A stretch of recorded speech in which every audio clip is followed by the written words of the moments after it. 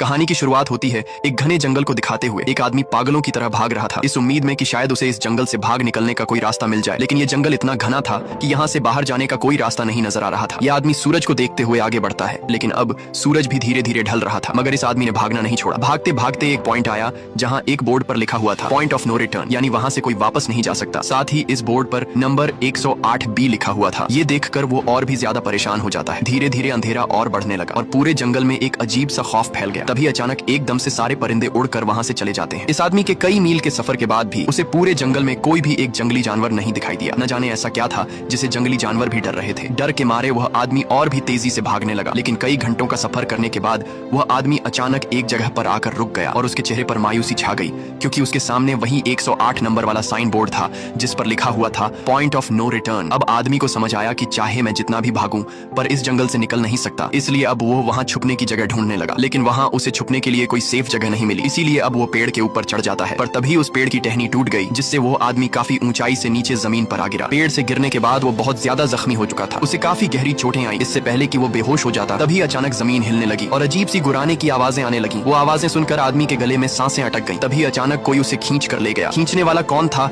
ये नहीं दिखाया गया, लेकिन हमें उस आदमी की दर्द भरी चीखें सुनाई दी गई। इस इंसिडेंट के 6 दिन बाद हमें शहर में मीना नाम की एक लड़की को दिखाया जाता है जो एक बर्ड शॉप में काम करती है। तभी उसका बॉस आता है और मीना को एक गोल्डन पैरेट को शहर से दूर एक जू में डिलीवर करने का ऑर्डर देता है। मीना बॉस की बात को मानते हुए अब उस पैरेट को डिलीवर करने जाती है। मीना गाड़ी में बैठकर अपने मोबाइल में उस जू का लोकेशन सेट कर लेती है और अपने सफर पर निकल पड़ती है। शहर से बाहर निकलने के बाद वो एक बोर्ड पर बहुत सारे लोगों के मिसिंग फोटोज देखती है, यानी वहाँ पर कई सारे लोग गायब हो चुके थे, लेकिन मीना उन पर ज्यादा ध्यान नहीं देती और आगे बढ़ने लगती है। आगे बढ़ते दौरान मीना शॉर्टकट लेते हुए जंगल के रास्ते से गुजरती है ताकि वो जल्दी से इस पैरेट को जू तक डिलीवर कर दें, और वो पहुंच गई जंगल के बीचों बीच। ये वही जगह है जहां हम पहले एक आदमी को गायब होते देख चुके हैं। वहां आकर मीना बुरी तरह से फंस चुकी थी। वो अपने मोबाइल पर मैप देखती है, लेकिन वहां मोबाइल के सिग्नल नहीं आ रहे थे और उसके कार का रेडियो भी काम नहीं कर रहा था। मीना अब वहां से वापस निकलने लगी, लेकिन अब उसे वहां से बाहर निकलने का रास्ता समझ नहीं आ रहा था। थोड़ी देर बाद मीना की गाड़ी भी खराब हो गई। मीना गाड़ी से बाहर निकलती है और उसे सामने लगा हुआ वही पॉइंट ऑफ नो रिटर्न वाला बोर्ड दिखाई देता है। मीना को कुछ समझ नहीं आता, इसीलिए वो पैरेट के पिंजरे को हाथ में लेकर